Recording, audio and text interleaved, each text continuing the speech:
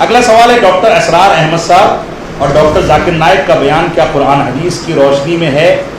دیکھیے ڈاکٹر اسرار احمد صاحب گرو ہیں اور ڈاکٹر ذاکر نائک صاحب ان کے چیڑے ہیں۔ ڈاکٹر اسرار صاحب کی صوفیت، غلط عقائد اور سارے بگاڑ کے باوجود ڈاکٹر ذاکر نائک صاحب نے ان کو اس ہندوستان میں متعارف کرایا، بلکہ اعظم کیمپس کے گراؤنڈ میں ڈاکٹر اسرار صاحب کا پروگرام ڈاکٹر ذاکر نائک صاحب ہی نے کرایا تھا۔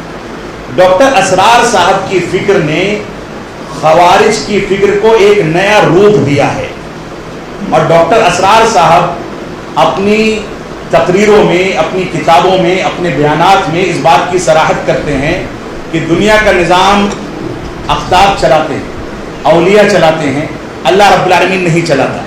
ڈاکٹر اسرار صاحب وحدت الوجود کے قائل ہیں، یعنی ہر چیز کو ایک کر دیا جائے، ہر چیز کے اندر اللہ موجود ہے۔ اس انداز کے غلط اور بگڑے ہوئے عقائد ان کے یہاں موجود ہیں۔ لوگ ان سے ایک چیز میں بہت متاثر ہیں، وہ چیز کیا ہے؟ ان کی زبان بڑی شاندار ہے۔ زبان تو بہت سے لوگوں کی شاندار ہوتی ہے۔ علی رضی اللہ عنہ کو جس نے قتل کیا تھا، جب خروج کا فتنہ اس کے اندر آیا، عمر بن خطاب رضی اللہ عنہ نے اسی شخص کے لیے باقاعدہ بچوں کی تعلیم کے خاطر قرآن مجید کی کلاسوں کا انعقاد کیا تھا۔ قرآن مجید اتنا خوبصورت پڑھتا تھا، اور اس کے اوپر جب حدن اس کو قتل کیا جانے لگا تو اس سے پوچھا کہ تم بتاؤ کچھ چاہتے ہو؟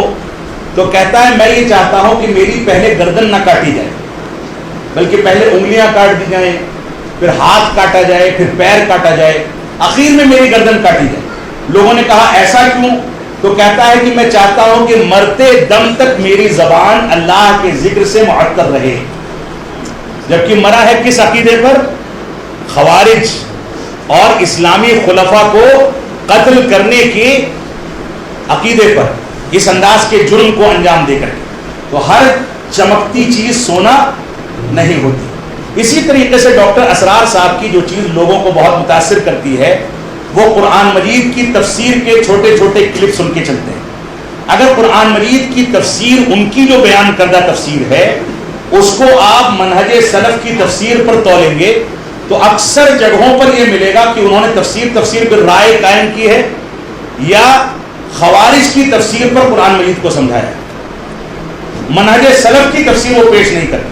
اور ڈاکٹر اسرار صاحب، ڈاکٹر ذاکر نائک صاحب بھی آج کے دور میں اس بات کی صراحت کرتے ہیں، بلکہ ابھی ایک سال پہلے ہی، ایک سال کے اندر کا واقعہ ہے، ڈاکٹر اسرار کے زندگی پر جو پروگرام پاکستان میں ہوا، اس میں on line doctor Zakir Naik صاحب نے خطاب کیا، یعنی اب تک وہ ڈاکٹر اسرار کی فکر کے ساتھ ہیں، اور اس بات کی صراحت کر چکے ہیں کہ میں فلاں علماء کو اپنا آئیڈیل سمجھتا ہوں۔